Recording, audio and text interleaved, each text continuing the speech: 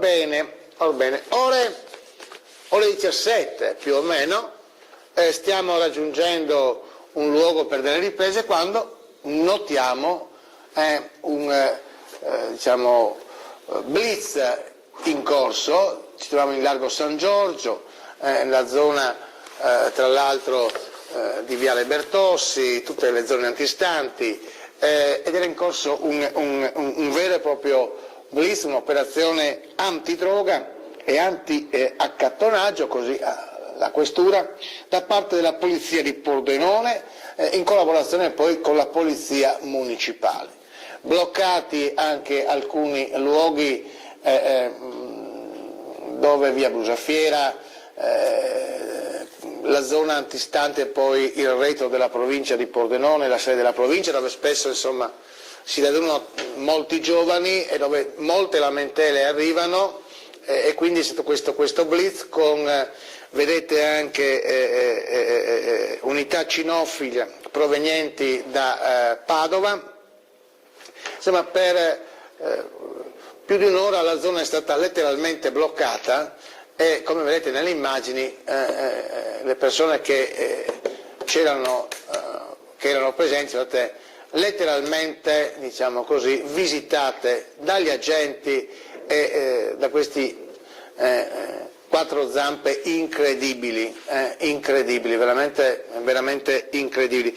Quindi piazza Costantini, largo San Giorgio, via Brusafiera, tutta questa zona è coordinata l'operazione dal dirigente delle volanti, il commissario capo Luca Passarella. Abbiamo ancora delle immagini, ancora non sappiamo se è stata recuperata droga, stupefacente. È certo che insomma, la zona è stata letteralmente bloccata al traffico veicolare, circondata, bloccate le persone che si trovano all'interno, dei giovani, e quindi è stata la perquisizione da parte degli agenti e poi anche questo quattro zampe che ha cominciato a circolare e ha cominciato ad annusare, e se annusava quello che doveva annusare non si muoveva nemmeno di un millimetro. Ecco, speriamo che ci siano altre,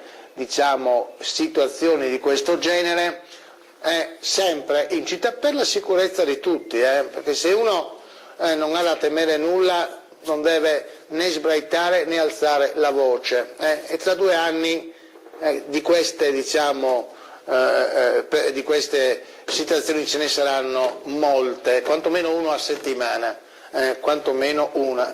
Perché tra 2 anni? Perché tra 2 anni saranno le elezioni comunali e vi posso dire che ce ne sarà una a settimana, tanto per essere chiari. Raffaele Padrone, segretario generale di UGL Sicurezza in Friuli Venezia Giulia, Sicurezza Polizia, è sempre in primo piano, no? Queste situazioni incredibili, però questi blitz, chiamiamoli blitz, aiutano comunque, no? Molte volte. Aiutano, io mi auguro che di questi blitz se ne possano avere degli altri. È ovvio che mi auguro che non dobbiamo aspettare 2 anni, direttore, per avere ancora di queste azioni. Questa è certo una cosa che il questore di Pordenone ha voluto in collaborazione con la polizia locale, e quindi diciamo che sta dando veramente buoni frutti.